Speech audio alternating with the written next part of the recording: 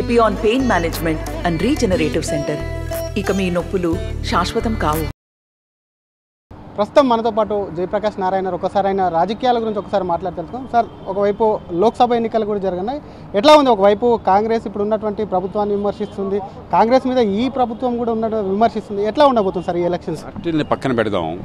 ఎన్నికలు ఎవరు గెలుస్తారని కాదు, ఎన్నికైన తర్వాత ఏం జరుగుతుందన్న దాని గురించి మన ముందు రెండు స్పష్టమైనటువంటి చిత్రాలు ఉన్నాయి.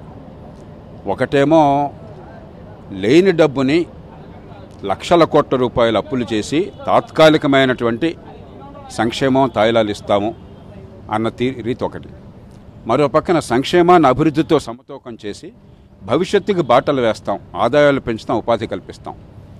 ఈ రెంటికి మధ్య సరైన నిర్ణయం ప్రజలు చేసుకోకపోతే ఈ దేశం ఎల్లకాలం పేద దేశంగా మిగిలిపోతుంది. కాబట్టి ఏ పార్టీ వచ్చిందో మనకు ముఖ్యం కాదు, ఏ సిద్ధాంతం, ఏ రీతి, ఎలాంటి సంకల్పం గెలుస్తుందని చెప్పన్నది. నాకు ఆ విషయంలో ఏమాత్రం సందేహం లేదు. ఈ దేశంలో దీర్ఘకాల అభివృద్ధికి, మౌలిక సదుపాయాలకి, పెట్టుబడులకి, పారిశ్రామికీకరణకి, ఉపాధి కల్పనకి, నైపుణ్యం పెంచడానికి, అభివృద్ధి ఫలాలు సామాన్యులకు అందడానికి మనం ఓటు వేయకపోతే మనం చేజేతుల అరిష్టాన్ని కొని తెచ్చుకుంటాం. ప్రస్తుతం ఉన్న పరిస్థితుల్లో పూర్తిగా okay sir, okay okay okay okay sir. ఇది ఒకవైపు జయప్రకాష్ నారాయణ చెప్పేది ఒకటి. సంక్షేమానికి అభివృద్ధి ఏదైతే ఉందో, సంక్షేమంతో పాటు అభివృద్ధికి సంబంధించి కూడా చూసి ప్రజలు ఓటేస్తే దేశాన్ని ముందుకు తీసుకెళ్లొచ్చు అని చెప్పి కూడా జయప్రకాష్ నారాయణ అంటున్నారు.